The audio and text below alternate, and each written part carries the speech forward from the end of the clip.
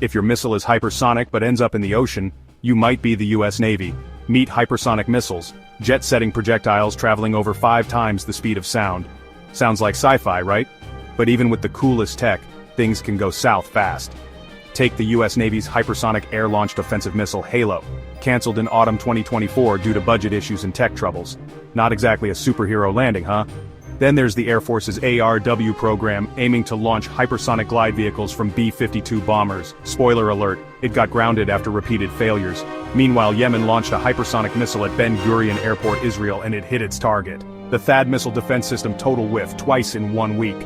So what's the bottom line? Hypersonic missiles are insanely fast but also incredibly tricky. The US is rethinking its strategy while Yemen and others are making headlines. The future of warfare is speeding up, but sometimes even the fastest need to slow down and get it right. Catch you next time on Hypersonic Misfire, when missiles fail.